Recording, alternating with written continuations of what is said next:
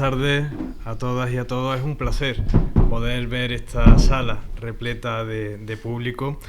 Quiero comenzar agradeciendo la presencia con nosotras y con nosotros esta tarde en Priego de Córdoba a Baltasar Garzón. Gracias por estar en Priego. Dice que llevaba sin venir 31 años.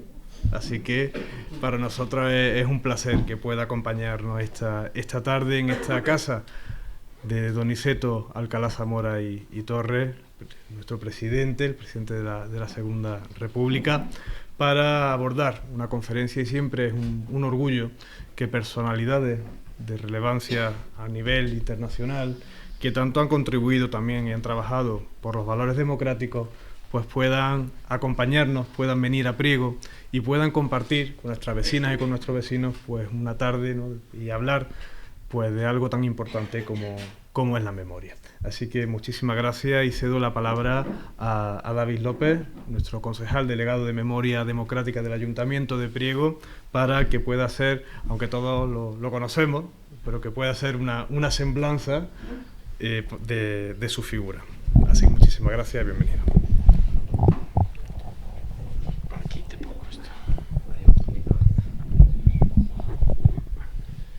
Bueno, pues en primer lugar, daros también las buenas tardes, daros el agradecimiento a todos vosotros y vosotras por llenar este patronato. Creo que no se ve así todos los días, se lo estaba comentando ahora mismo a nuestro invitado, y dar las gracias a Baltasar Garzón. Hace ya mucho tiempo que precisamente andábamos detrás de él para conseguir que viniera a Priego, y bueno, pues un compromiso que adquirió con nosotros, y yo le agradezco de verdad el esfuerzo, que además no ha sido fácil. Tiene una agenda apretadísima. Estábamos comentando que hasta ayer mismo estaba en México, por lo tanto viene además de una paliza muy importante de aviones, muchas horas de avión, y bueno, pues es un gran esfuerzo el que ha hecho por estar aquí en Priego. Y quiero que se sepa, lo mismo que también quiero que se sepa, que ha tenido además la deferencia de venir sin cobrar nada al ayuntamiento, ha venido de forma gratuita.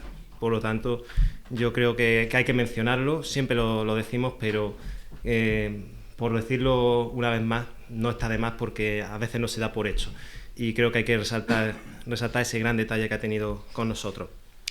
Un acto que hemos planteado además en este año, que sabemos que estamos en el marco del 80 aniversario del exilio republicano, en esta casa, Museo Donizeto Alcalá Zamora, que fue presidente de la Segunda República entre el 31 y el 36, que también fue exiliado en su día, tuvo que exiliarse, tuvo que irse de nuestro país, y creemos que además un año especial precisamente para tener consideración a actos de memoria democrática, actos como por ejemplo la entrega precisamente de esos honores y distinciones a los dos concejales que en 1936 dieron su vida por defender la libertad y por defender la democracia.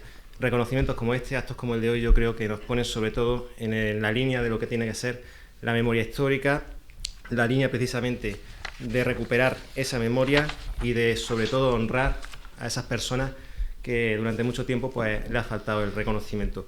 Sin más, porque creo que nos interesa hoy mucho pues que Baltasar Garzón, que nuestro invitado, el que fuera juez de la Audiencia Nacional, pues nos dé precisamente este esbozo pues de la conferencia de hoy del memorialismo ante las nuevas barreras del siglo XXI.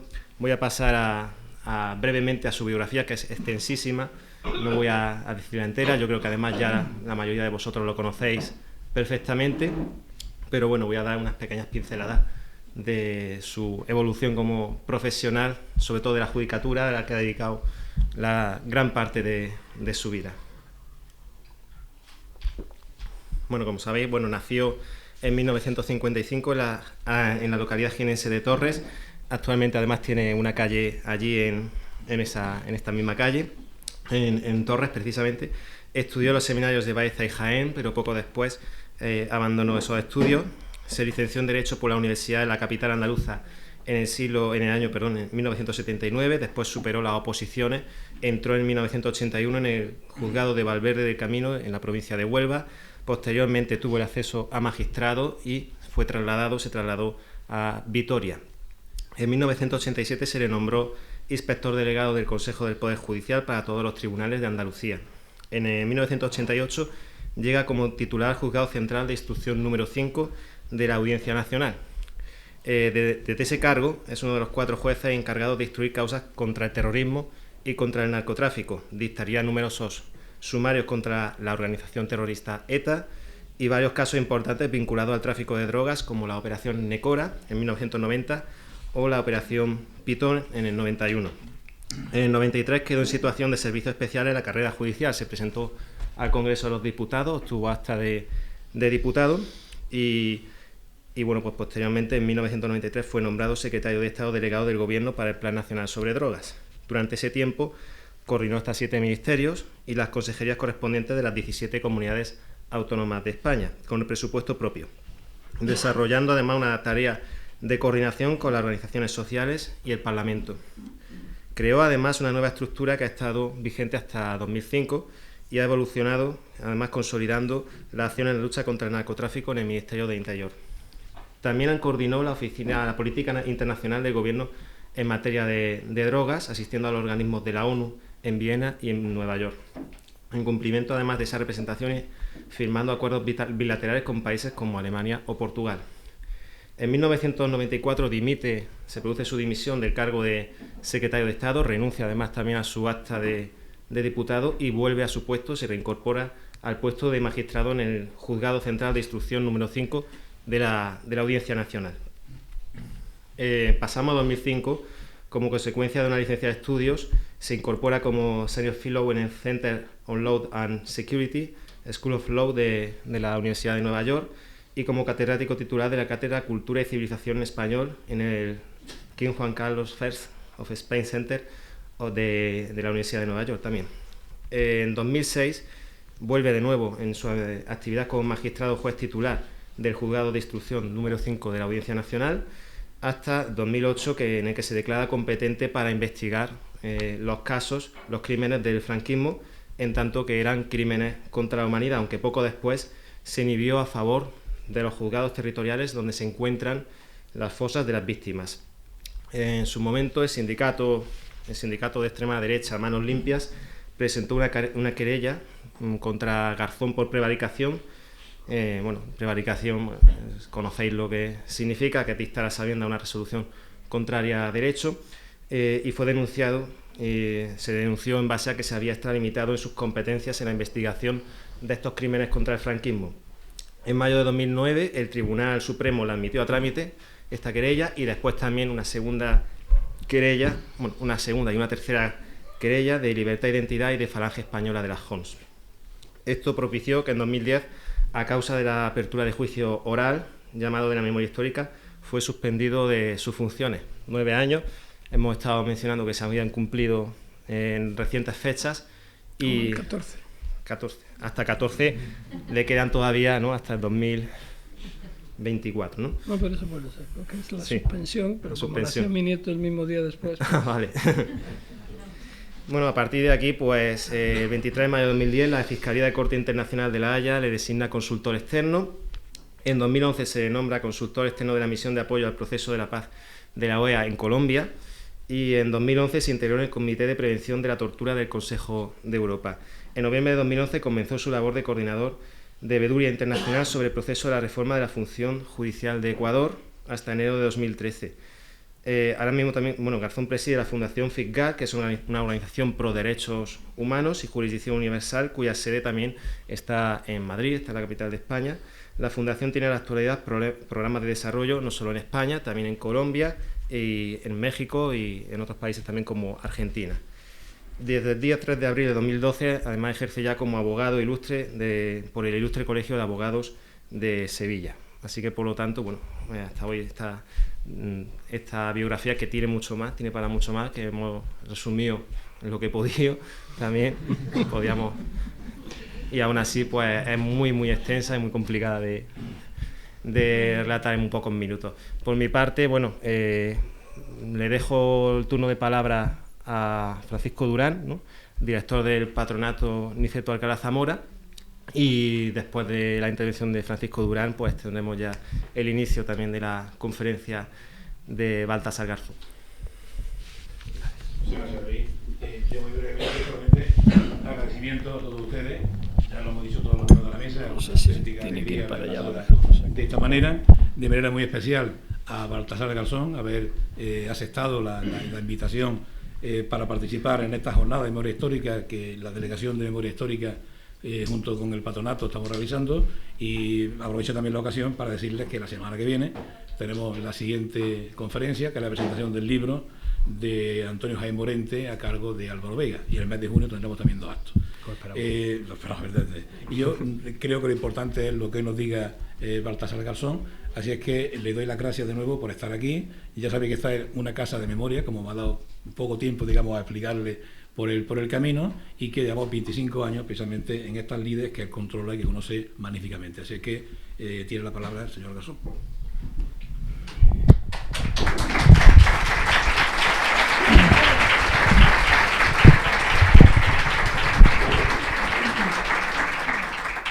Muchísimas gracias. Gracias a las palabras del señor alcalde, de David y de Francisco. Para mí es un placer estar aquí esta tarde. Realmente ya no sé si estoy en tarde, mañana o noche, con el desfase horario, porque recién me bajé del avión, aguardé el retraso del avión a Granada, de Granada para acá, y aquí estamos, ¿no? Pero había que cumplir este compromiso y aquí estoy. En primer lugar, yo querría hacer un recuerdo muy especial y mandarle un abrazo muy grande a Alfredo Pérez Rubalcaba, que está debatiéndose, como siempre, con la fortaleza que ha tenido, que tiene y que espero que siga teniendo en circunstancias mejores que las actuales, que está pues bastante mal, ¿no? Pero entre todos yo creo que le mandamos un impulso solidario que seguro que le vendrá bien. También quiero darte la enhorabuena, señor alcalde, y a todas y a todos los vecinos, porque el pueblo es una preciosidad, está limpio. Yo, como cualquier turista, he venido haciendo fotografías a las calles y a los geranios, que me han impresionado, porque mi madre criaba geranios, es lo que más le gustaba, y yo desde pequeño pues esa planta y esa flor la tengo en la retina permanentemente, de modo que siempre me resulta espectacular ver las calles limpias y además con geranios, de modo que es una maravilla. Bien, la memoria es la conciencia crítica de la historia, forjada por aportaciones múltiples. Cada uno tenemos nuestra historia particular, cada uno tenemos nuestra vida, nuestras historias, unas conservadas, otras olvidadas, quizás voluntariamente o quizás porque necesitamos olvidar. Decía Juan Goytisolo que el peso de la memoria es tan enorme que necesitamos hacer compartimentos, separar partes de esa memoria para seguir sobreviviendo. Pero la memoria no es, lo digo con respeto, Paco, no es solo cuestión de los historiadores. Los historiadores son esos relatores que nos traen crónicas del pasado, pero la memoria es vida, es presente, es futuro esencialmente, no es algo del pasado. Los movimientos memorialistas lo tienen muy claro, y quienes creemos que la historia se tiene que construir, la historia del día a día se tiene que construir desde esa historia contada y no inventada, creemos que forma parte esencial de nuestras vidas. De alguna forma el memorialismo también es una recomposición de la historia que resulta fundamental para aprender de la misma, ¿no? Es decir, como decía, es una contribución colectiva. Nunca se cuenta una historia de la misma forma, porque ahí van implícitos todos los aspectos subjetivos de cada uno y cada una de nosotros y nosotras que ha vivido esa historia. Y aquí tenéis un ejemplo muy claro. Estamos en la casa de don Niceto Alcalá Zamora, primer presidente de la República, de la Segunda República, que constituyó un ejemplo de protagonista de la historia y víctima de la historia. Durante mucho tiempo, artífice de la Segunda República, uno de ellos, y después perseguido y olvidado y manipulado hasta que los movimientos de reivindicación del memorialismo están tratando, y este patronato es un buen ejemplo de ello, la figura de don Niceto Alcalá Zamora. En este contexto, yo creo que es necesario acabar con varios mitos.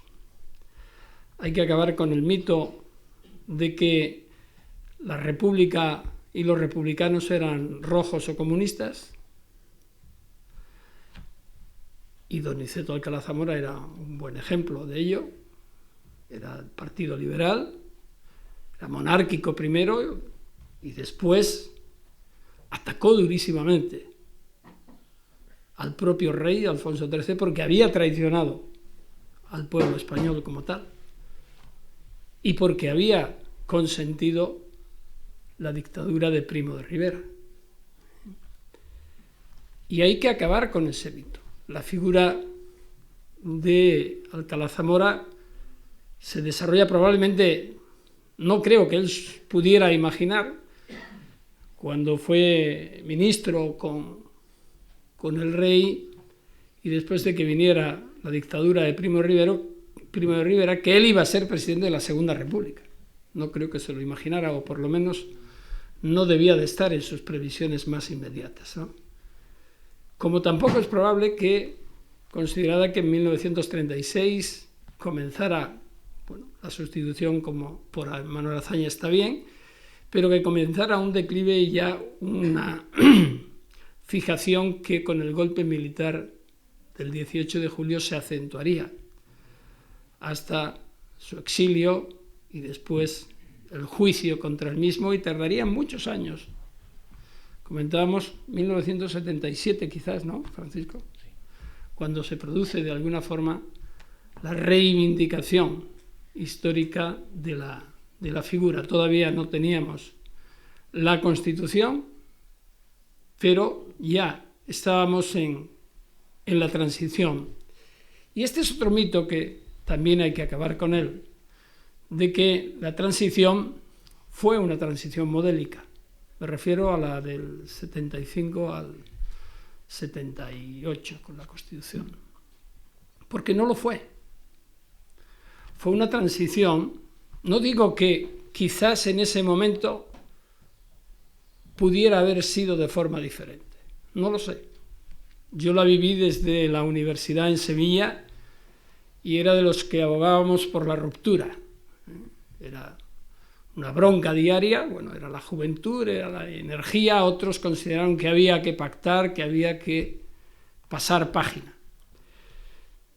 El problema es que cuando se pasa página, o se pasan muchas páginas sin leer la partitura, pues o son genios quien improvisan la sinfonía, o después empiezan los gallos por todas partes. Y de alguna forma es lo que nos ha ocurrido y nos está ocurriendo todavía hoy. No fue una transición modélica.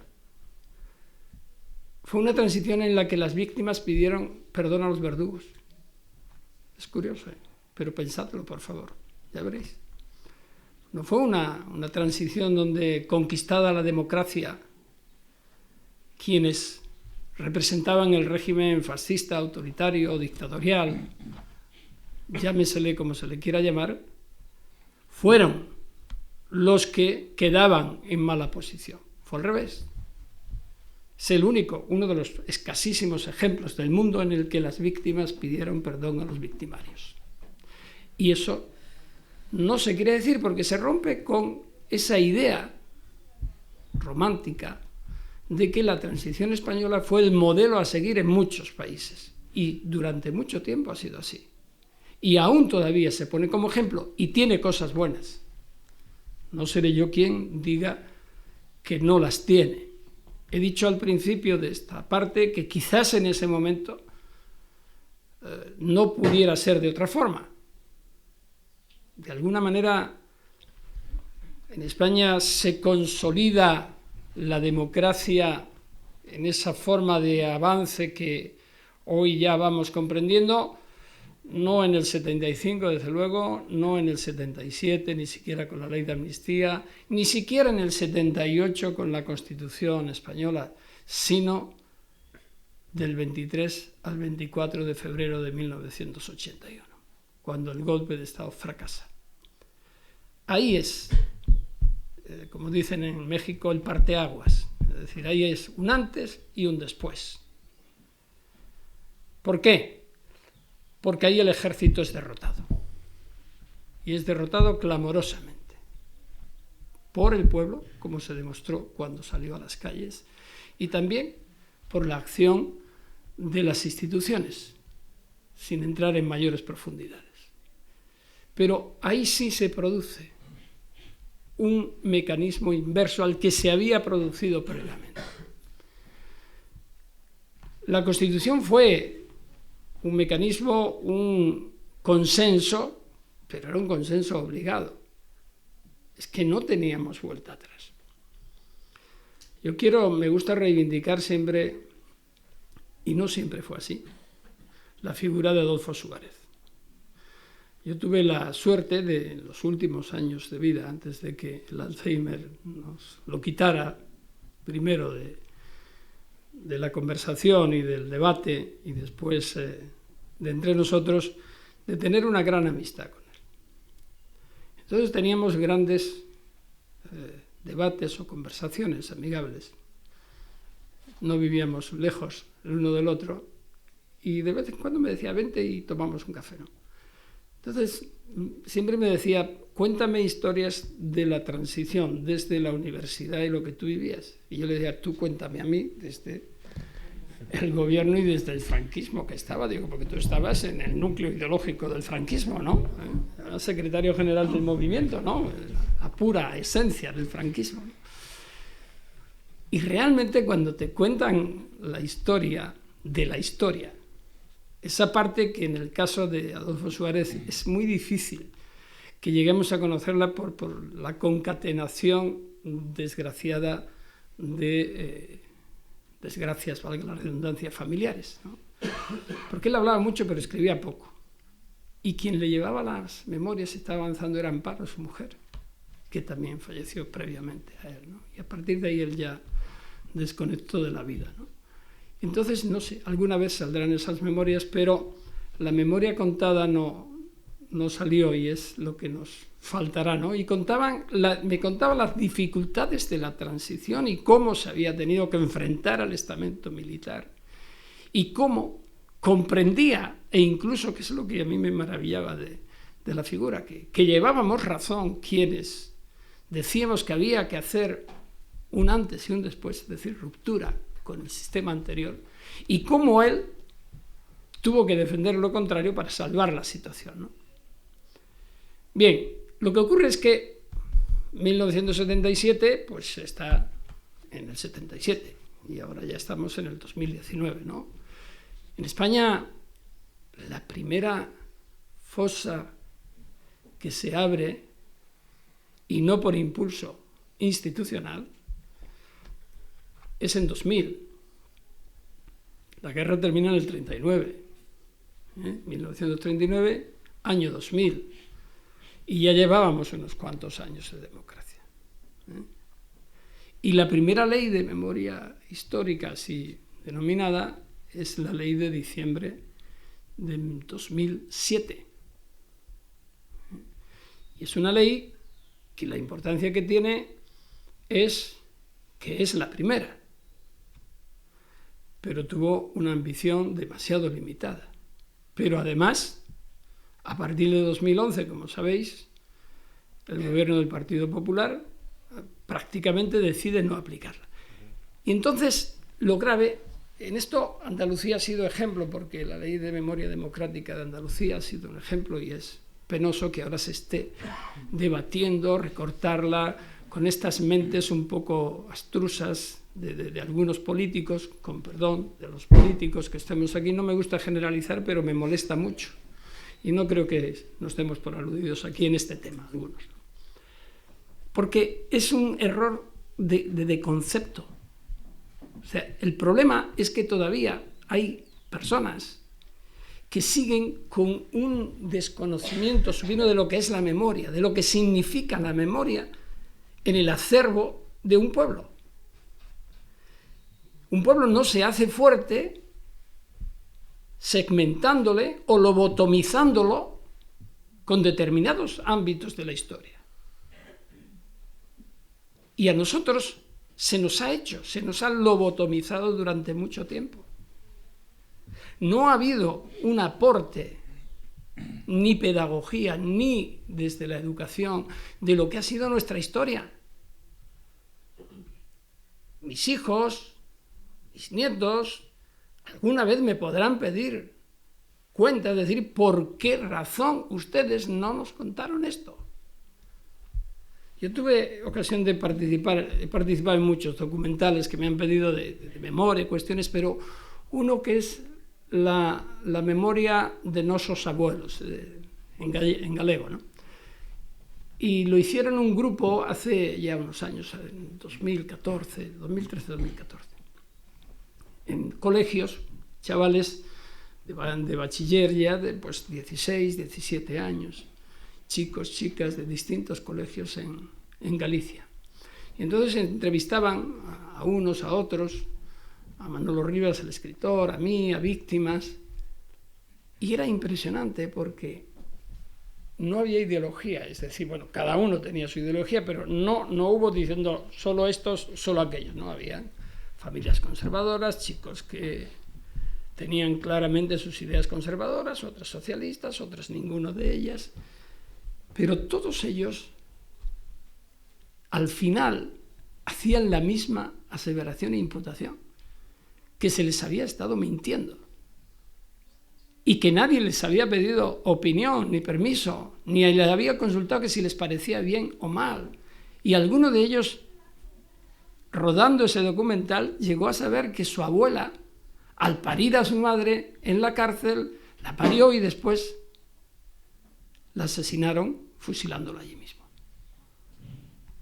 O sea, es brutal, ¿no? Entonces, cuando se cuestionan desde determinados ámbitos políticos, es decir, ya no miremos hacia atrás, tenemos que mirar hacia el futuro, ese falso modernismo a mí me causa escalofríos, porque parece como que queremos imponer el olvido. El olvido impuesto es muy malo, porque vuelve otra vez a reproducirse. La única forma para que haya lo que se llama en términos del derecho internacional de los derechos humanos, garantías de no repetición, es saber lo que ocurrió. Y saberlo es una labor colectiva. Y saberlo es que las instituciones se impliquen. Y tenemos ejemplos en muchos países. La memoria no tiene ideología, no debe tenerla. Las víctimas no son ni de derechas ni de izquierdas, aunque militaran en partidos de uno u otro signo. Son víctimas. Esto de seguir identificando a las víctimas es que los rojos, es que los azules, es que no nos han reivindicado. Claro que no. No se trata de decir, ¿y por qué solo se habla de las víctimas del franquismo y no de las víctimas de los rojos? Ese es un discurso absolutamente vacío de contenido. Insisto, yo no califico nunca a las víctimas. Probablemente en mi caso viene porque durante muchísimos años como profesional y después como activista de derechos humanos, que me proclamo, y en la actualidad pues he estado permanentemente con víctimas, oyéndolas, tomándoles declaración, escuchándolas, acompañándolas, en muchos países. Entonces te das cuenta, te cambia totalmente la percepción de lo que es la utilización política de la memoria, de lo que es la formación de la memoria como elemento consustancial de cada uno y cada una de nosotros y nosotros como ciudadano y como parte de un Estado. Frente a esto, además, hay otro fenómeno que es gravísimo y es uno de los retos a los que nos tenemos que enfrentar en el siglo XXI desde el memorialismo. Y es lo que llamamos la memoria inventada, o que yo llamo memoria inventada. Y es que nos inventamos la historia, la manipulamos para que soporte determinados discursos. Por ejemplo, todo el fenómeno del soberanismo y el independentismo catalán.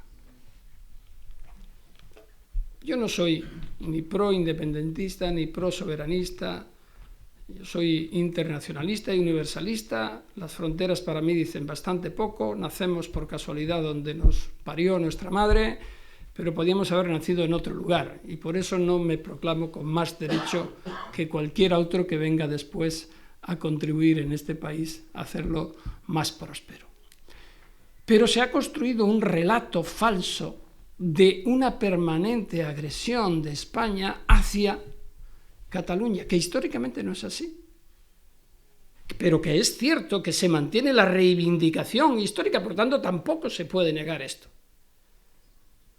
Pero claro, es que cuando se aprobó el Estatuto de Cataluña en la Segunda República, cuando se termina la votación y los diputados catalanes que habían conseguido llevar a término, junto con todos los demás, terminan con «Viva España». Ese era el grito que se dio en el Congreso de los Diputados, «Viva España».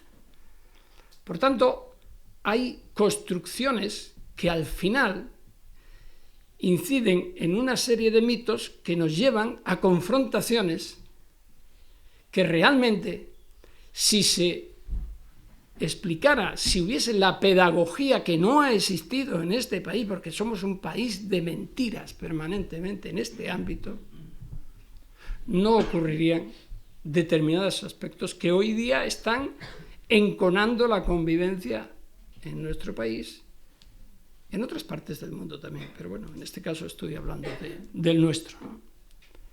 Por tanto, hay que tener mucho cuidado con esta memoria inventada que ahora se está poniendo muy de moda con las denominadas fake news, con las falsas noticias. Día a día ya no sabemos si es verdad lo que se nos cuenta o no es verdad. Porque sí, y bueno, y en campaña electoral ya, antes decíamos, bueno, ya, pues, será que nos miente el político X, ¿no? O el político Y. Pero ahora el problema es que ya no sabes por dónde te viene la verdad o la mentira. Y es tremendo, ¿no? Porque además, en ese fenómeno de fake news, de posverdad, una falsedad repetida miles de veces, al final no tenemos capacidad mental para soportar el relato que demostraría que es falso. Por tanto, ya dices, bueno, vale, me siento en el sillón y ya está, hasta aquí hemos llegado. Que pase lo que sea. Te aburre. Y yo lo vivo muy en directo, ¿eh? Pero no puedes resistirte. Ese era Goebbels, ¿no? El nazismo, pero claro, por eso se impone una memoria inventada de supremacía en el Tercer Reich y llegó hasta donde llegó. Pero bueno, también ocurrió con Donizeto, ¿no? Cuando el mito de la no participación en la Primera Guerra Mundial que ganaron los opositores y él, pues probablemente es de haber sido así, como él decía, la historia no solo de España, sino de Europa y del mundo hubiese sido distinta. Tiene su importancia los relatos míticos, pero para contarlos en torno a una buena hoguera, en una chimenea, en un un día de invierno, viendo cómo llueve, y nos contamos nuestras historias, e incluso nos hacemos más grandes cuando nos oyen los hijos o los nietos y les contamos nuestras aventuras, de lo que hacíamos cuando éramos como ellos.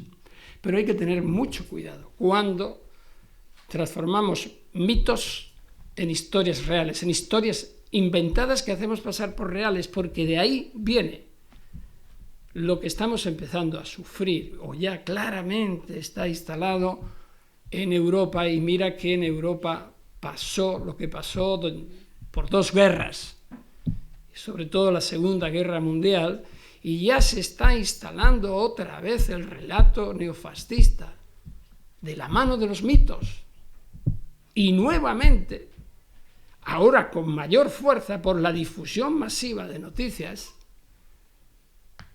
más indefensos. Es curioso, tenemos más información o tenemos más datos, pero mucha menos información contrastada. Ya vamos a lo inmediato. Estamos deconstruyendo nuestras historias y nuestra realidad. No nos da tiempo a valorar. Es imposible. Yo aguanto, os digo, a lo mejor 1 mes, mes y medio, 2 meses, pero ya me aburro, ¿no? Entonces, pero hago por ejercicio mental, le doy seguimiento a una noticia y veo cómo va cuadrando cada día a más gente. Empieza como una noticia absurda que se repica al día siguiente, que luego se pide opinión a determinados responsables públicos sobre la misma, y te empiezan la frase diciendo: yo de esto no sé. Y luego te cuentan todo lo demás. Lo que ocurre es que en la primera parte, yo de esto no sé, es la que se olvida. Y se queda lo que dice, que evidentemente no tiene ni pies ni cabeza. Pero construimos a partir de ahí la siguiente fase. Y así, al final, hay infinidad de historias que si las deconstruyéramos, diríamos, estamos viviendo sobre auténticas falsedades, ¿no? Y esto es muy grave. Y digo, hoy día con la universalización de la comunicación a través de la red, de Internet, estamos muy vulnerables. Por tanto, más que nunca hay que apelar a ese discurso responsable, a esa exigencia a los responsables políticos de que no jueguen o no juguemos con los ciudadanos y las ciudadanas. No se tiene derecho a engañar a la gente. ¿Sabéis por qué? Porque corremos el riesgo de que la democracia, que la damos por consolidada, olvidando ese aserto de que nadie conquista un reino para siempre, que viene de la Edad Media, y es verdad, pues está realmente en peligro. La democracia representativa está recibiendo, probablemente por sus propios pecados, una crisis y una evolución que dependerá de lo que nosotros hagamos con participación y no con los mismos errores, que sea en un sentido o en otro. La memoria, el memorialismo, es más importante que nunca. A nosotros nos falta todavía por construirlo. Yo no me podía imaginar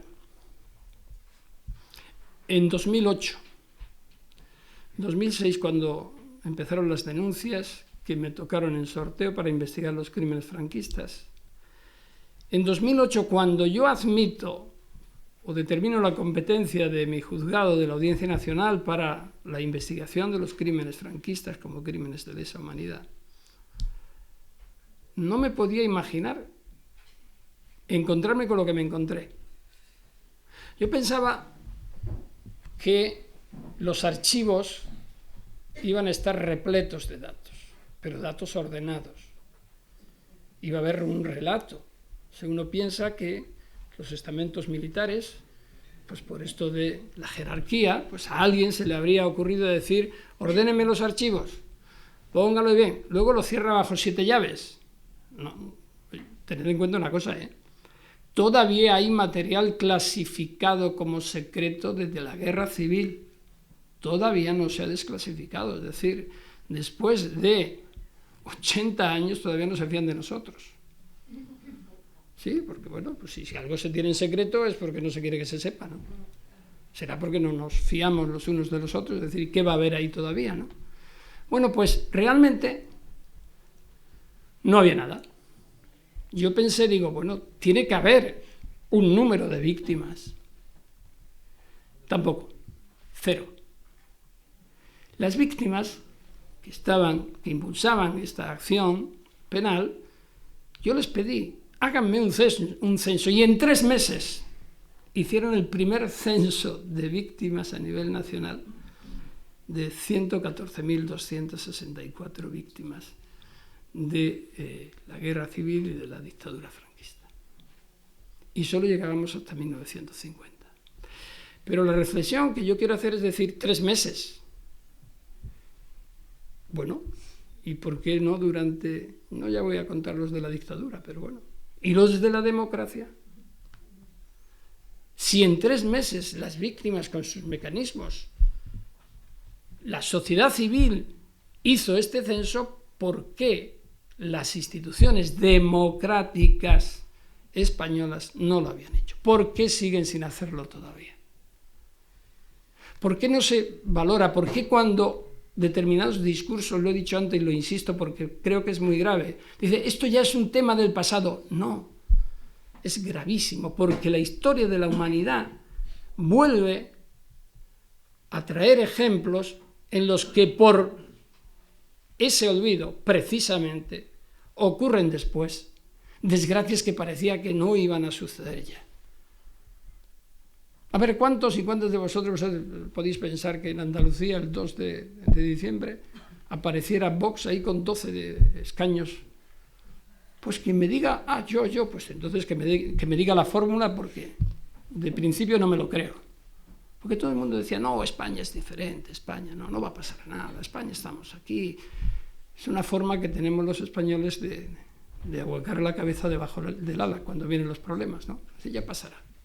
Soy muy de Rajoy, pero también no debería de ser de todo el mundo, ¿no? Pero es que después, decimos, menos mal que parece que ha habido una reacción ante lo que se decía que iba a venir, pero es que el ejemplo lo estábamos viendo en Europa. Pero es que además el señor norteamericano de las campañas de Trump, Steve Bannon, viene y se instala en Europa y dice, vengo a coordinar a la extrema derecha de toda la Europa, tal.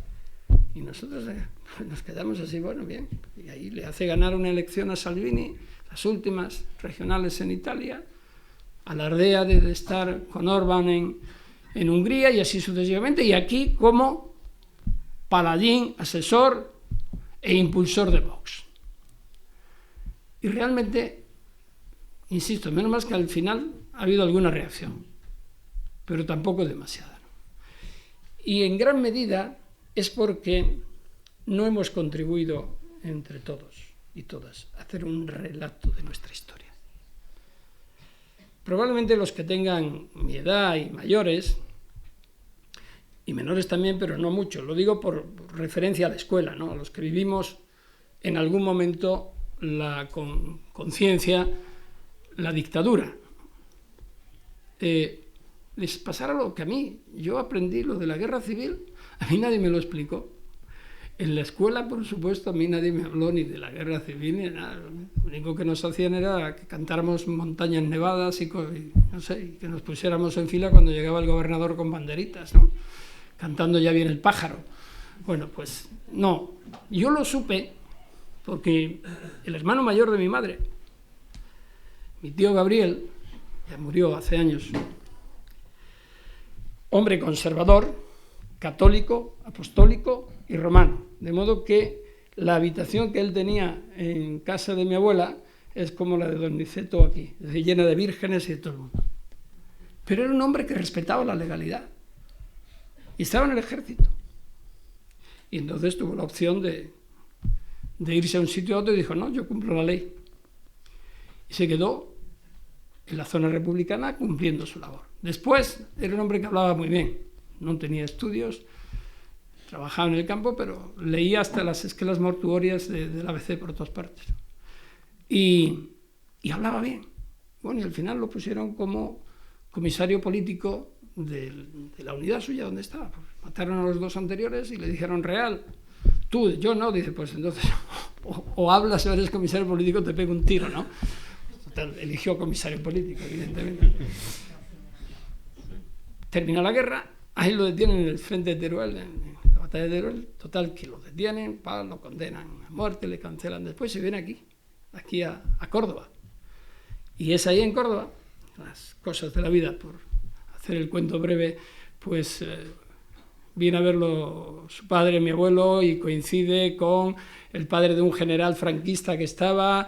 Resulta que sin saberlo le hace un favor sobre la marcha, y entonces le digo: pues si usted necesita algún favor, pídamelo, sin saber quién era. Y luego se enteró, le dice el que estaba en la fonda, en la posada, dice: hombre, pues si ese es el padre del general Villegas y Marmolejo. Entonces, bueno, pues gracias a eso le conmutaron las penas, ¿no? Bueno, pues yo oía estas historias. Yo aprendí que era la batalla del Ebro, la batalla de Teruel, el frente, la plaza de toros de Teruel, que se caía, que se moría la gente allí y demás, todo, a través de las historias de mi tío. Y yo decía: pero bueno, ¿y esto dónde se lee? Y lo que me encontraba es que me decía mi madre: cállate, no hables de esto. Y bien entrada la democracia, todavía mi madre cerraba las ventanas, por si acaso. O sea, a eso llegábamos. Cuando yo estaba en el seminario, esta tarde me decía David: ¿de qué vas a hablar? Y digo: yo qué sé, de lo que se me ocurra, no sé.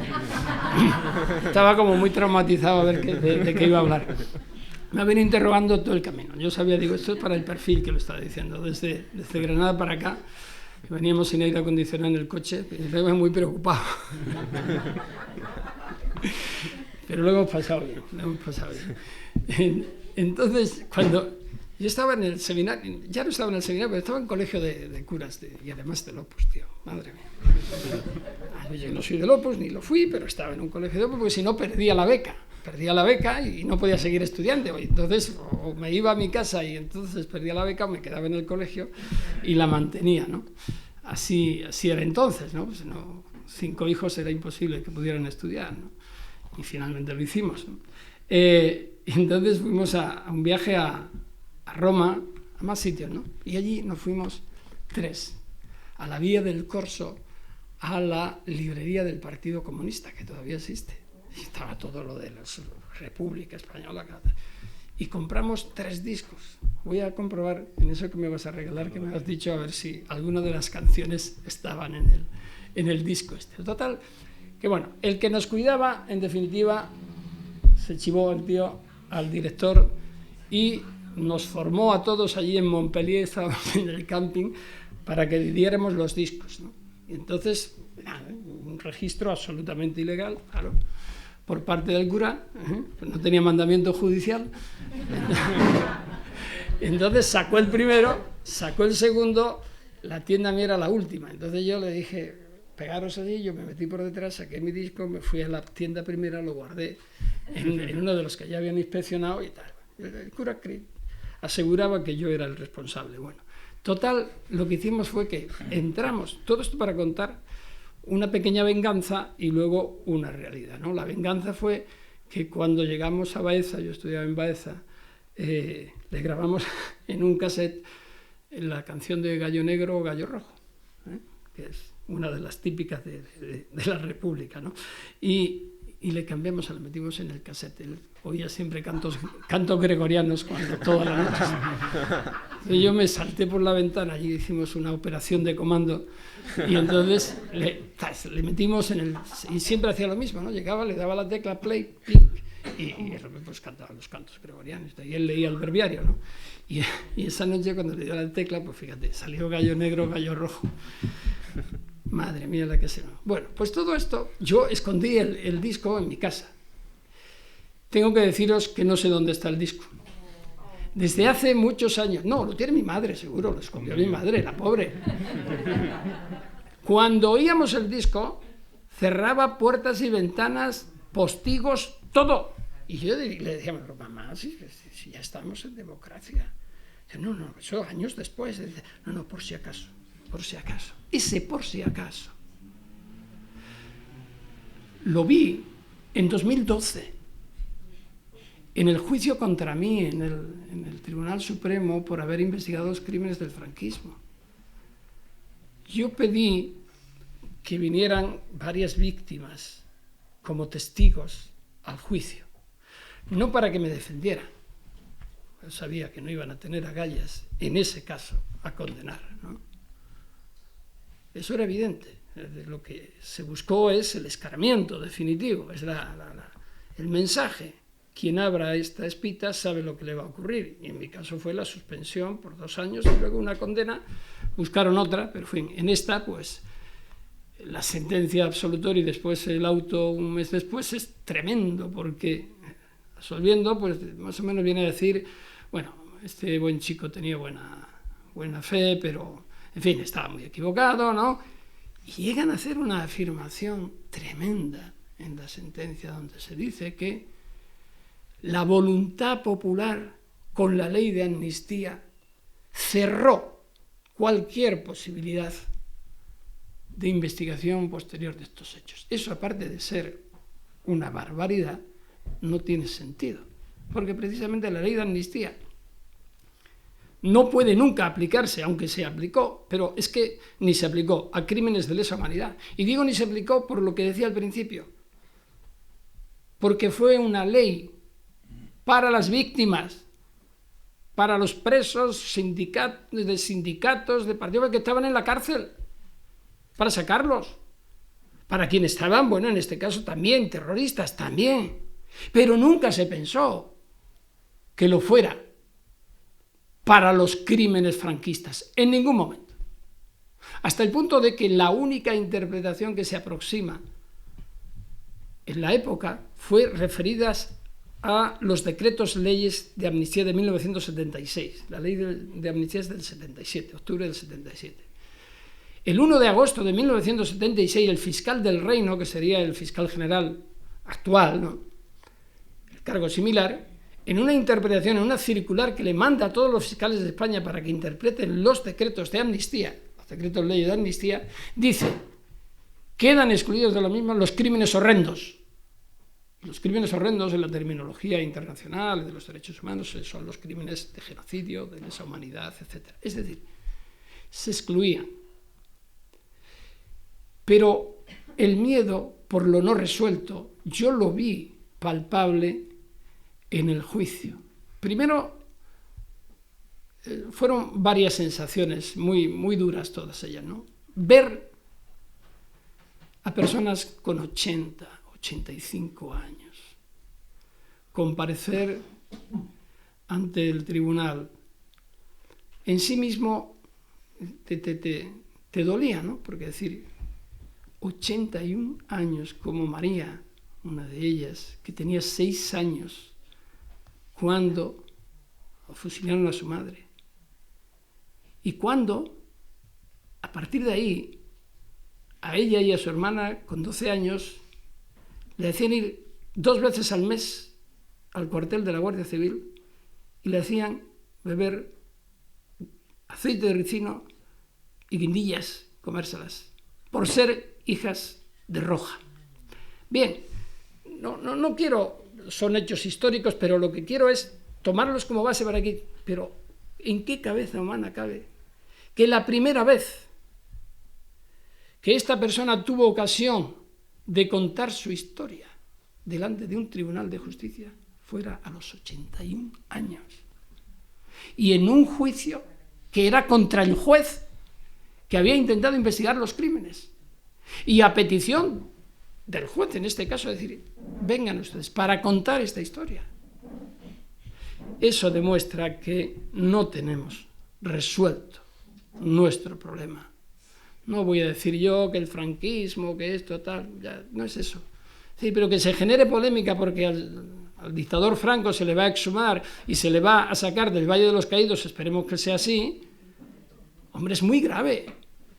Pero es que si tuviéramos un concepto de memoria compartida, tendríamos muy claro que el victimario no puede estar con las víctimas, porque rompe todos los esquemas de la reparación simbólica. Es una ofensa a toda la humanidad, en este caso española, pero también internacional, porque son crímenes internacionales. Y eso yo no me meto ni con la familia del señor Franco ni con la de los victimarios, cada uno tiene su historia, pero no es ese, es el concepto, es el principio de lo que se llama la justicia anamnética, un palabra bastante complicado, pero que quiere decir justicia desde la memoria de las víctimas. Justicia puede haber de muchas clases. Hasta ahora se habla hasta de justicia poética, ¿no? Pero puede haber una justicia transicional, puede haber una justicia restaurativa, no necesariamente retributiva, que es agarrar a uno y meterlo en una cárcel y que esté ahí 20 años. Sí, también. Claro, cuando se puede y cuando hay pruebas y todo esto, hay que hacerlo. Y se está haciendo en otros países. Cuando no, hay muchas formas. Hay una comisión de la verdad. En la Ley de Memoria Democrática de Andalucía se recoge esa posibilidad. Veremos a ver si a nivel nacional se hace lo propio, ¿no? Pero no se trata de señalar a unos y a otros como culpables o victimarios, sino de construir esa memoria. Esa es la idea que yo creo que subyace en todos los que creemos que la memoria debe formar parte fundamental de nuestras vidas y de nuestras políticas, no para aplicarla sectariamente contra el otro, sino para hacer un relato compartido, para ser capaces no de hablar de la reconciliación, sino de establecer las bases para que esa reconciliación no sea ni siquiera necesaria. La reconciliación, el perdón, el olvido son actos íntimos. A mí nadie me tiene que decir si yo tengo que olvidar o no, porque si no me da la gana olvidar, no olvido. Tendré que convivir con quien esté ahí. Y quizás si comparto un relato desde la discrepancia, pueda tener esa posibilidad y enfocar desde otra perspectiva la realidad que me ha tocado vivir, ¿no? Eso es lo que tenemos que conseguir. Y eso es lo que yo creo que todavía hay una parte de la institucionalidad y de responsables políticos que no entiende en España y que ha sido claramente establecido en otros países. ¿Vosotros sabéis cuál es el país con más desaparecidos del mundo? Camboya. ¿Y el segundo sabéis cuál es? España. Ese es el relato que no se quiere explicitar. Y no creo que sea una buena marca España, que tan de moda se ha puesto en los últimos años. Hay que hacer cosas diferentes. España ha sido en momentos históricos determinados paladín y ejemplo de lucha por los derechos humanos y por la justicia.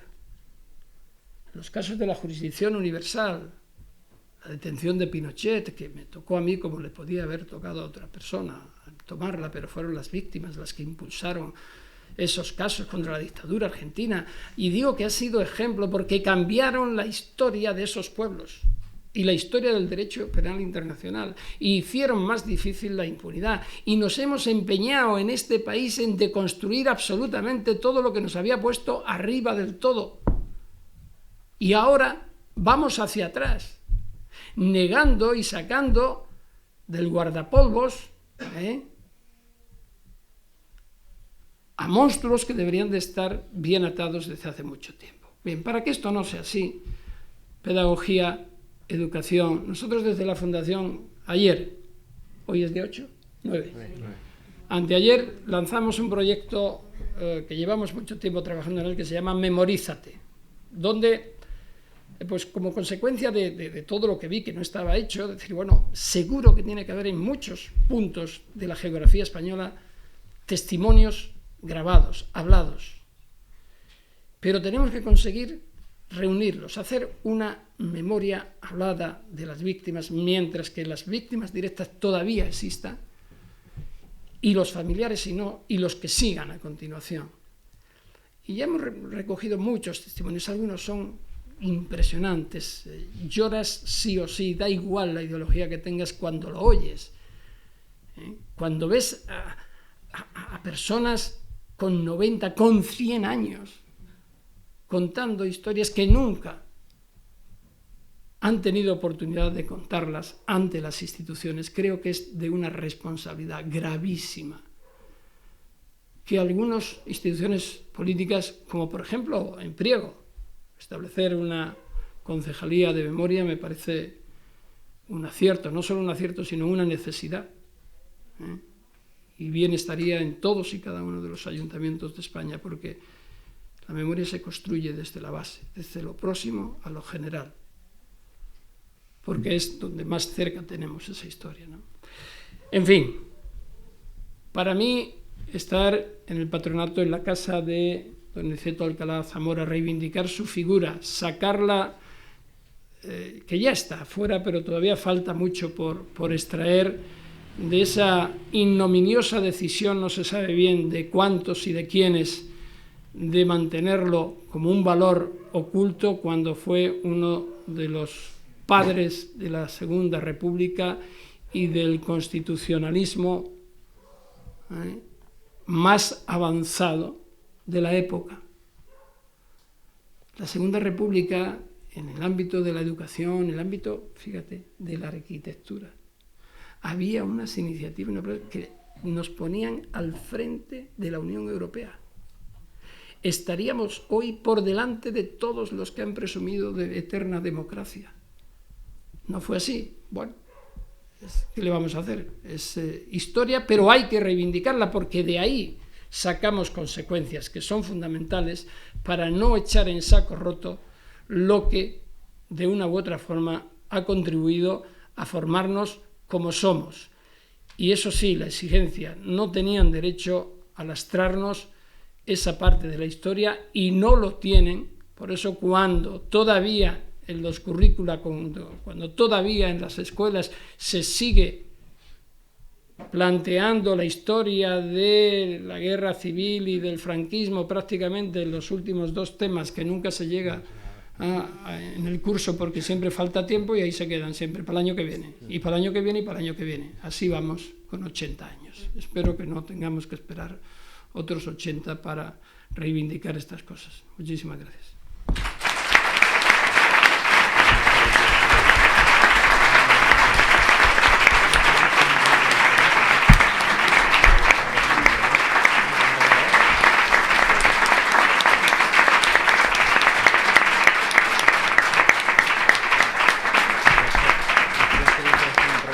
Sí. ¿Cuánto tiempo está? Lo que tú quieras. No, digo, ¿cuánto tiempo está? Si alguien quiere ¿Qué las preguntas? ¿Cuánto poder tiempo he hacer tardado? alguna intervención, alguna pregunta Miro el móvil. a Baltasar, pues pueden aprovechar ahora o ahora cuando finalice, pues para poder saludarlo o comentar lo que quiera. Si hay alguien que quiera hacer plantear alguna reflexión o alguna... Sí. Allí hay. Simplemente preguntarle si esta lección supuestamente de olvido, supuestamente de historia, se puede aplicar ahora con la situación del fin de, por ejemplo, de ETA en el País Vasco y la idea de pasar página, o sea, los años de la violencia. No, yo creo que no hay que pasar página de nada. Página hay que pasarla cuando todos estemos de acuerdo en que hay que pasarla, pero tampoco hay que mantenerse en ella porque alguien o algunos no quieran pasar esa página, que también se produce, ¿no? En lo que me pregunta respecto de ETA, bueno, la lucha contra ETA en este país ha tenido diferentes etapas, fases, unas más oscuras, otras más claras. Ten en cuenta que en este país se produjo una guerra sucia, hubo crímenes dentro y fuera de España y fueron investigados y sancionados desde la justicia. Probablemente no todos los que se cometieron, porque al estar en un Estado de Derecho tenemos que acumular pruebas. Si no hay pruebas no puedes condenar a las personas, nos guste o no nos guste. Con los GAL se hizo lo que se pudo. Yo investigué esos hechos, me costó sangre, sudor y lágrimas porque no se quería, incluso había gran parte de la población que decía, bueno, pues está bien, muy bien, matar terroristas, eso es bueno, ¿no? En cambio, pero si han metido la mano en la bolsa, eso es muy, muy grave, ¿no? De hecho, la sensibilidad de gente menos comprometida en ese ámbito comenzó a ser diferente cuando se dijo que había habido desvío masivo de fondos reservados, no antes, ¿no? Luego es verdad que hay que reconocer que ha habido algunos excesos en ese desarrollo de la lucha contra ETA, pero también no podemos olvidar de que ha habido un esfuerzo colectivo y que, salvando los años iniciales o post-franquistas y demás, ha habido un control judicial muy, muy exhaustivo. Y es verdad que, por ejemplo, en la investigación de temas de malos tratos, etc., no hemos sido un ejemplo absolutamente. Incluso, fíjate, recientemente, o ya hace unos meses, el Tribunal Europeo de Derechos Humanos condenó a España por primera vez, porque los demás era por no haber investigado suficiente, pero por primera vez por malos tratos, porque se detectó que hubo malos tratos en el caso de, creo que es Portus y Sarasola. Creo que es ese caso. Y a pesar de eso, el Tribunal Supremo ha dicho que no revisa. Es decir, bueno, yo discrepo, y creo que nos falta, como en el caso del franquismo, una reflexión desde la justicia, porque la justicia en algunos momentos no ha estado ni está a la altura. En el caso del franquismo fue paradigmático y en algunos otros también, y hay una transición que yo creo que en su momento no existió en la justicia. Mira, un ejemplo. Yo entré en la judicatura en el año 1980, al final de 1980, aunque comencé a ejercer en febrero a 10 días del golpe de Estado. Yo decía, todo lo que me ha costado llegar hasta aquí. Y yo no, pero es que lo tenía muy claro. Además, como estaba en Valverde del Camino, digo, bueno, pues me voy a tener que ir. Voy de inspección ocular a Paimogo, que estaba en la frontera de Portugal, y allí me voy ya. ¿Qué voy a hacer? Porque yo soy antipena de muerte, bueno, absolutamente, y pacifista y todo lo que queráis, pero antipena de muerte, claro. Si ganaba el golpe, el Código de Justicia Militar se aplicaba y los jueces de instrucción teníamos que instruir las causas de pena de muerte. Y claro, pues yo decía, yo no instruyo una causa con pena de muerte, de modo que dije, bueno, pues 10 días he durado como juez. Y ya estaba. Y me acuerdo que mi mujer me dice, ¿qué hacemos? Digo, esperar, pero la maleta, si la tenemos que ir haciendo, tampoco pasa nada, porque yo aquí no me quedo con esta gente. Otra vez no. Y evidentemente entonces estábamos en la casa y con unos prismáticos que tenía yo, y miraba al cuartel de la Guardia Civil que estaba allí a ver qué pasaba. Bueno, pero es verdad que esto que ocurrió, yo prometí la Constitución, pero todos los que, la promoción mía, la 27, fue la primera promoción con la Constitución, que juramos o prometimos la Constitución. Todos los anteriores habían jurado la ley, los principios fundamentales del movimiento y las leyes fundamentales del reino. No ha habido después de la Constitución un acto en el que todos y cada uno de los jueces y magistrados juraran la Constitución. Eso hubiese sido un acto reivindicativo de la democracia impresionante. Pero no se planteó. Ni siquiera le pasó por la imagen a nadie. Más allá de jurar bandera, por si vas con Julio Iglesias o con el otro, tal, y ya está. Pero jurar la Constitución, todo el estamento judicial, ¿con eso quiero decir yo que sean fascistas mis compañeros? No, por supuesto que no. Los movimientos de justicia democrática, mi maestro era un juez de arriba hasta abajo en Sevilla y era conservador, y sigue siendo ya muy mayor conservador, ¿y qué? Era un gran juez.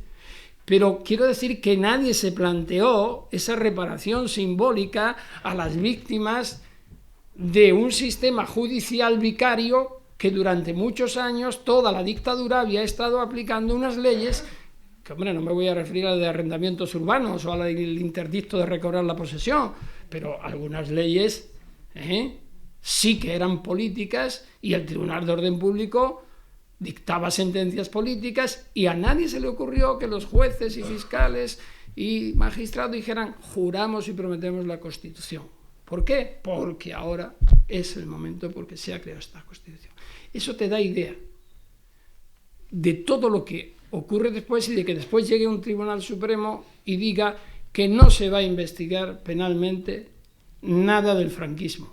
Y eso obliga a las víctimas a irse a Argentina y presentar una querella en Argentina al amparo de la jurisdicción universal, y lo mismo que hice yo cuando vinieron las víctimas de Argentina, porque allí no podían investigar por las leyes de obediencia debida y punto final, o en Chile por los decretos de amnistía, hicieron ahora las víctimas.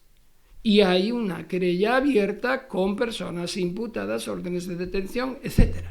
Porque aquí no se ha querido abrir, ni siquiera esa puerta. ¿Dónde está la dignidad, el respeto a la dignidad de las víctimas cuando se produce una exhumación? No va ningún juez. Dice, no, es que ya prescribió, pero son unos restos humanos de muerte violenta.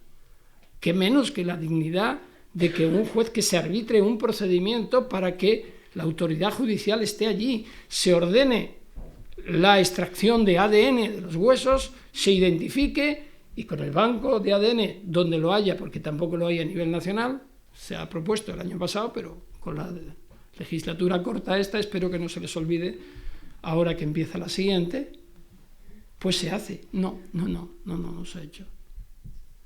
Mira, 5 años en el caso de Teófilo Alcoriza, una víctima que iban a detener a su hijo, que era guerrillero, en Valencia.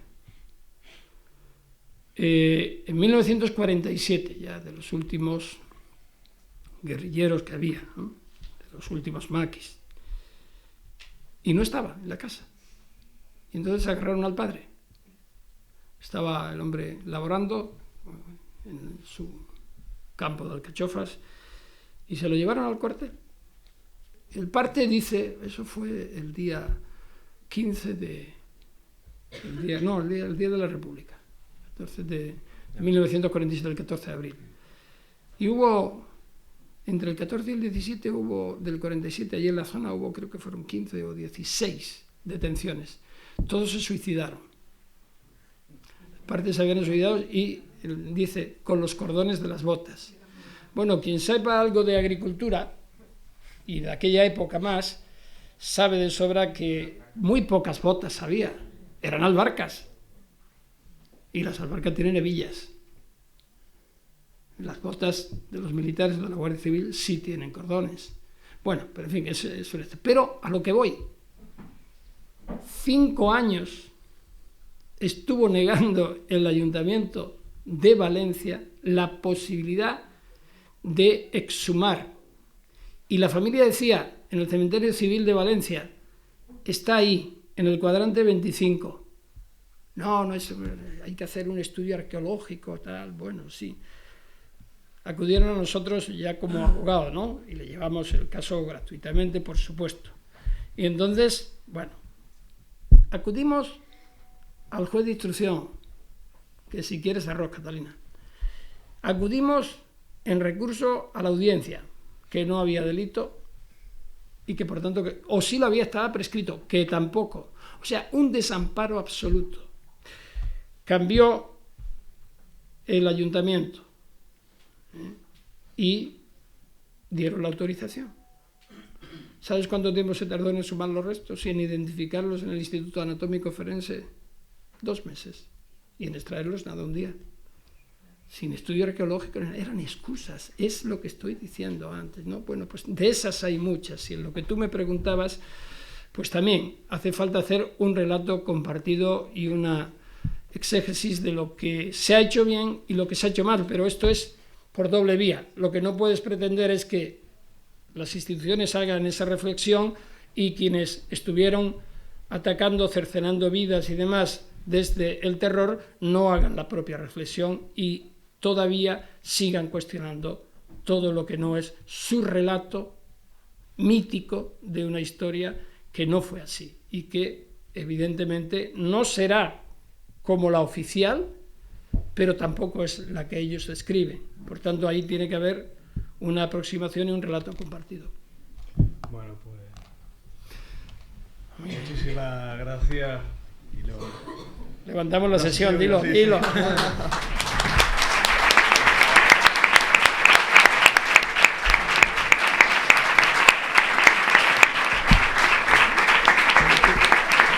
calor.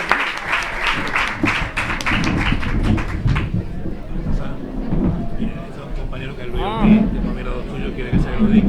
¿Cómo se llama? Luis Ortiz.